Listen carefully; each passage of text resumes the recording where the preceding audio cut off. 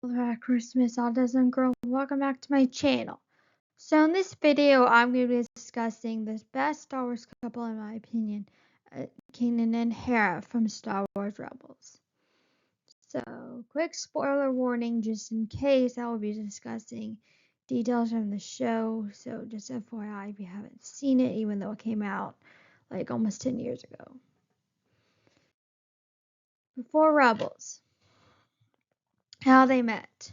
They met on a mission, had an immediate spark, and she recognized he was smitten with her, especially with her voice. Then became partners along with her friend, her droid Chopper that she had rescued, and they recruited Sabine the Mandalorian and Zeb the Lasat as part of their crew. Hera Syndulla. She's one of the best pilots in the galaxy, even up to the love of Darth Vader. She was the only pilot who stood against him, who actually held her own and proved she was amazing. Hera is maternal, but holds family issues with her dad because after her mother died, freeing their home planet was the most important thing to him, and she wanted to save the galaxy, and he kind of left her. But they resolve it in the end. She owns the ship, the Ghost, that can mask a signal and signature. Hera's just a great character. Actually, one of my favorites. My favorite Star Wars character. Kanan Jarrus. Kanan is a Jedi who survived Order 66. He does not complete his training as he was only a Padawan when his master dies. He's later knighted, however, and favors the Form 3 of the lightsaber. He is a great leader and mentor, but is very fearful sometimes, as seen with his split lightsaber. He still hides his Jedi identity, even after he reveals it. He's hesitant to use his lightsaber out in the open, So, yeah. That's Kanan. Great character, great mentor. Partners in Rebels Season 1. They meet Ezra and begin to be co-parents to him. She frequently calls Kanan dear and love. When Kanan is captured, she struggles to conceal how devastated she is in advising and rescuing him. But the others convince her otherwise, and he is rescued along with some of the other rebels. Oh, and Hera is like one of the best motherly figures in Star Wars because you don't see her as a mom to her actual kid very much, but as a mom to Ezra, she's amazing. So that's pretty cool. They're dynamic in Rebels Season 2. Kanan is against joining the other rebels as they don't want to be involved in another war. Hera is for it as she thought it was good to have backup and she wanted to fight the good fight and free the galaxy. But they still care deeply for each other and work together throughout the season. She even understands his fear against working with the clones and helps him realize, and along with Ezra, she helps him see that he can trust Rex. So, yeah, that was pretty cool. Malachor in Season 3. When Kanan is sent to go to Sith planet Malachor with Ezra and Ahsoka Tano, she is upset. She has trouble dealing with it. He promises they will see each other again, but technically he's unable to keep that promise till later because he is blinded by Darth Maul and Ahsoka is lost.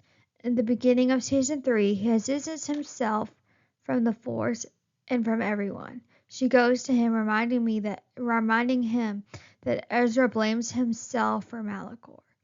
Kanan eventually returns to help the others and learns how to become a better Jedi, even without sight.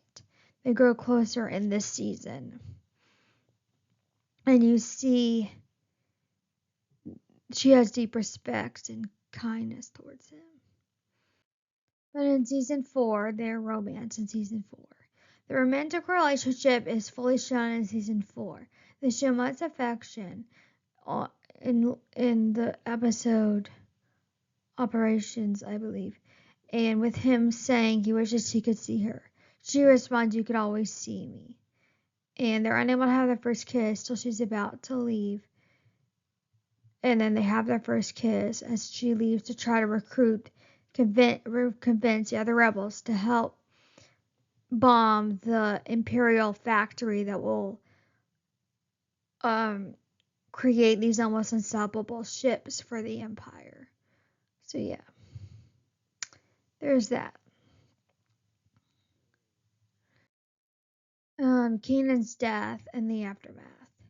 They kiss and say "I love you" after Kanan rescues Hera following the failure of the bombing.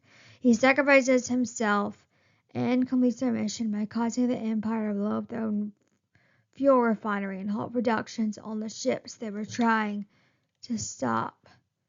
She blames herself because he was opposed to the war, but she eventually understands it. But it's implied that that was their first "I love you." As she says, "Why did I wait so long to tell him? I just thought there would be more time." But she accepts his death eventually and puts a piece of his holocron on her family heirloom so he'd be remembered as a part of her family. Jason Sindula. They have a son together. I have mixed feelings on this. On the one hand, doesn't make sense because they were building up to that "I love you." So I'm not sure when they became intimate. Like it didn't seem like they even said "I love you" till that moment, but I guess it could have been intimate before. It just didn't really make sense. On the other hand, it asks whose legacy, and she is raising his son. Cool.